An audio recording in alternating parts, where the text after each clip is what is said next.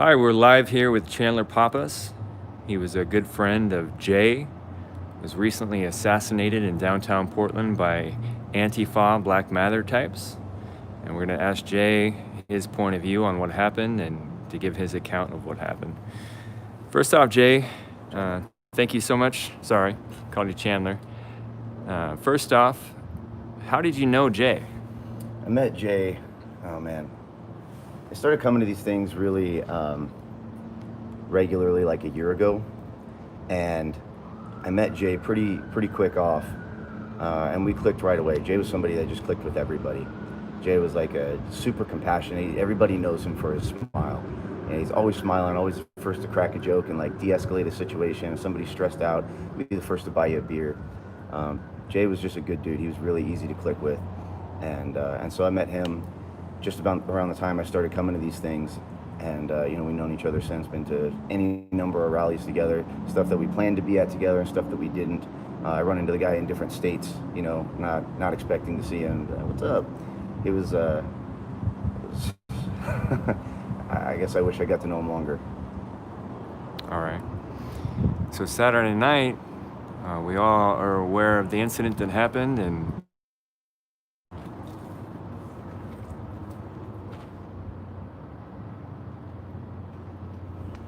all right, we're back.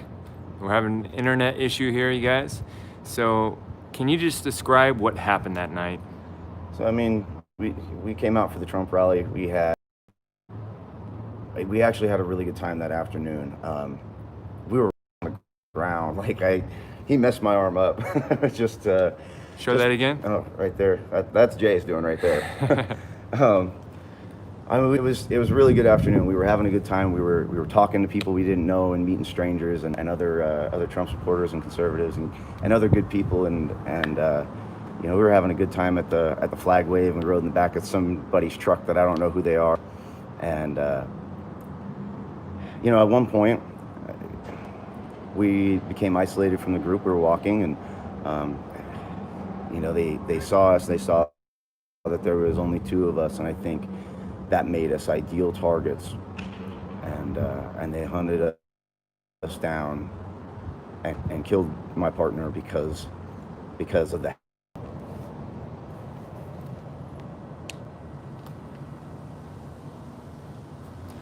So sorry guys, the cell service here is giving some issues.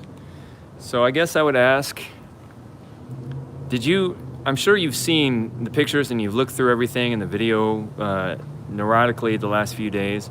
The black man and the white man that fired, the two main people that are identified right there in that scene, did you interact with them at that night? Did Jay have anything to do with them that night? Not until that moment. And actually I'm seeing more and more video footage surfacing and pictures of these guys being out and away from us and up to the moments leading up to us. You can see that we had no altercation with these people. And you would think too from the audio, if we had an altercation, it would be like, there's the guys, there's those people, those particular guys that we had this problem with, not we have a couple. Yeah. We got a couple right here. We got a couple of random Trump supporters or conservatives or whatever their beef with us was. We got a couple right here. Yeah. Yeah, I've seen several videos of the suspected shooter. He had his hand on his gun most of the night, just ready, just looking for something to happen. Yep. And I think all he needed was that person that says, "Hey, we got a couple right here." Spotter. Just to give him enough of a push to do what he wanted to do already. And I can't even. I'm at a loss for words for that whole event. It's so horrible and it's a very sensational word, but it was an assassination. You guys, as far as I understand, and that you said there was no confrontation between you guys. It was just walk up, identify you by your hat, and shoot you. And the thing is too, Antifa loved to twist everything. Even if there was a confrontation, at that point we're walking away from it. Yeah. Right. We're walking away, and Jay only turned around to keep them off of us. This has never been an attack. We're not the type of people, Jay in particular, was not the type of person to go and instigate and start a problem. And as we've seen in the last couple of weeks, that different patriot events or conservative events at the Justice Center area, downtown Portland area, people aren't allowed to even just walk away. The Antifa and Black Lives Matter crowd will chase them into parking garages and throughout the city, and there's never a discontinuation of their engagement with the other side until a confrontation and some kind of violence happens. So, yeah, even if you guys were just walking away, they won't accept that. They want to push it and push it and push it. So there's in the video, there's a cloud of some kind of mist that goes on. Can you speculate on what you think that was? Yeah, so these guys following us and shouting at us. Jay turned around, and he was the first one to step up and be a barrier and protect us. And you can see in the video he did raise his can, a bear mace, and I don't know if he had the chance to get close enough to get it off. And you can see this big cloud go out everywhere. It's not a spray, it's a cloud. They shot him through the can, and I didn't personally even realize what happened until the police told me that they found a can with a bullet hole through it. All right, that clarifies a little bit of the video, because you see an instant puff of mist into the air, and that's not normally how bear spray works. So a bunch of people were speculating that the can got shot and exploded. Yeah, it's these particular cans that we had go outwards in a mist, but they're directional. You can see that one just goes everywhere. It almost looks like a black powder firearm was discharged. There's so much what appears to be smoke. All right, so we've got some of the details of what happened there that day, that night, and we've talked about the tragedy of your friend Jay, and everybody that knew him seems to claim that he was such an amazing, great guy, and the last guy to be involved in something like this or get targeted. But you're out and about, and you're going to continue going to flag wave and patriot events, as I understand. What is going through your head at this point? Are you just out here to continue to support the memory of Jay, or are you emboldened by your love for this country and the attacks that are going on, that you're just not going to stop when something like that happens? Where are you going from here? What's your mindset after that happened? Yeah, I mean, all that. I'm going to hit every patriotic event I can get to. For as compassionate as Jay was, he is also not somebody who would stand down, and I would be doing his legacy a disservice by quitting now. These people will not make me afraid to walk the streets of my country. They will not take that from me. They will not take my freedom that Jay died for, not 4 days ago, from me. I'm not going to let it happen. So yes, we're going to be out here. We're going to be out here every time there's an event. You can count on me being there or somewhere near it. And if I'm not here, I'm going to be somewhere where there's a different patriot event. Yeah, we're not going to stop. I'm not calling for, I want to be very clear, I'm not calling for violence, I'm not calling for vengeance, I'm not calling for more bloodshed. I want justice for my friend. I want the legal system to do their job. I want Comrade DA Mike Schmidt to start arresting these people and not letting them back out and following through on the charges. But we're going to be here. So we're going to be able to sidestep that. Comrade DA is a good definition of his character. The Governor Kate Brown just called in the state police again, who recently said they weren't going to come in and help, but they are going to come in and help restore law and order now, and they've been cooperating with the federal government, and the Oregon State Police officers have been deputized as federal officers now. So now, when they come in and arrest people, those rioters and criminals that are arrested are going to be automatically tried under a federal DA, and we're going to sidestep Mike Schmidt, the county DA here, so that he can't dismiss these charges. So I think we're going to see criminals in Multnomah County start to be actually prosecuted for their crimes rather than being released. It's a great first step. Yeah, it's a great first step, and I appreciate that that's happening, and I appreciate everybody who's involved in making that happening. But we need more. This needs to end. 100 days almost, and $30+ million in property damage, not to mention lost revenue. I mean, come on. And all this was said to be because of police brutality and unnecessary lives lost at the hands of police injustice. But through this event, we've seen many times fold the loss of life in the Black community and in the American community as a whole due to rioter violence, far exceeding the loss of life that the police take yearly. And at this point, any rational person that even thought for a minute that these rioters were doing something just has to count the cost and wonder how much damage they're doing versus what the damage they're claiming to fight for. And so all these lives that are being lost, including your friend Jay, what rational person can look at this and say this is a peaceful protest and they're doing good? Yeah, you can't. You'd have to be either completely ignorant or completely evil to think that. And you and I were just talking to another journalist just a moment ago who said he's had Antifa contacting him, even saying, "Hey, I got a picture of the alleged shooter at this corner at this time. If anything helps, we want to catch this guy," because they don't think it's right either. This is coming to a head, and I hope it doesn't end. I hope it doesn't end with more bloodshed. I hope we can handle this diplomatically and civilly.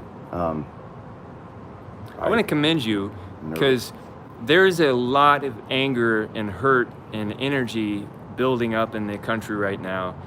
The conservative or patriot side of the country is getting pretty fed up with the lawlessness and the criminals going unchecked. And the rioter side, they're obviously hurting for their own reasons, justified or delusional reasons they might have. There's a lot of hurt in the country, and there's a lot of people that I would describe as getting trigger happy. There's a lot of people on both sides that are inching towards violence and starting to call for it. And if there was anybody in the country that fit the situation to think into that mindset, I would think that would be you. When you saw your buddy gunned down right in front of you at an event that was peaceful, and you're just out there to show your support for the country, the support for your political views, and the support for your religious rights peacefully, and you see somebody get gunned down like that, I would think that would be a situation that would motivate you to call for violence or to become violent. But to see you trying to restrain violence and restrain the inclination of violence in other people, and to call for peace and to try to find a peaceful solution is commendable, to say the least. So I want to thank you for not getting caught up in your pain and all the chaos that's going on, and still you strike me as someone that's looking towards the light and trying to get others to look towards there as well, and to try to delay and prevent the potential and possible violence that's on the horizon. So I'll give you another chance to speak what you already said to the audience and the people of America. How would you encourage people, and what would you say to people that are feeling those temptations and those frustrations and that longing to raise a fist to the injustice and chaos that's going on? What would you speak to those people that are at the point where they are starting to think that we are at the point of no return and that violence might be the answer? There are some situations, and every individual situation should be addressed on its own. There are some situations where you do need to defend yourself, and sometimes that requires violence. It does. There are those instances. But for us to come and take to the street and just start wiping these people out, it's going to cause more problems, do more harm than good. We need to learn how to love these people who hate us. We need to move forward from here. I'm not the best example of a Christian, but I remember reading in the Bible that was what Christ did, even as they hoisted him up onto the cross. Forgive them, Father, forgive them, for they know not what they do. And a lot of these people who are so confused and delusional, they don't. And we're not going to win this thing with hate. We got to win it with love. I agree, and I thank you for those words. I've been looking into myself to see what I can sacrifice more lately to get this to end peacefully, and to try to humanize the rioters in my own mind and understand their struggle. Maybe not to try to justify their stances and their actions, but to try to see them as human and to understand what's motivating them and the hurt that's going on them. Maybe it's just delusional perspectives that they're holding, maybe not. But to understand it, whatever it is the first step to trying to love them. And I think a lot of these people that are doing this violence are just hurting really bad. And if we can find a way to soothe their pain without giving in to their violent demands, we might find a road to peace. I agree. So I want to thank you for this interview and sharing your points of view to the audience and the many people that will watch this later. And I just want to again say that my heart goes out to you, man. I can't believe what you must be going through, and just to see that happen to your friend right in front of you. I mean, so I'll get over all of it, except the part where I'm gonna miss my friend forever. Yeah. Well, you said you're a Christian, right? So you hold a belief that I believe, and that this isn't the only place, and that there's going to be another place afterwards. So we'll see him again later, but that thing's going to take a while. Yeah, that's something to look forward to, though, the next world. I appreciate that. All right, Chandler, is there anything else you'd like to say to the audience before we cut out? Free Kyle Rittenhouse. Free Kyle. That's a good statement there. This is just upside down world where they're prosecuting him, but not the rioters. Crazy. It's been 4 days to my knowledge. There's not an arrest yet. We'll see. All right, audience, thank you for checking this out. We're going to have a patriotic event here in just a few minutes that we'll be live streaming. But as for now, the Villain Report is out.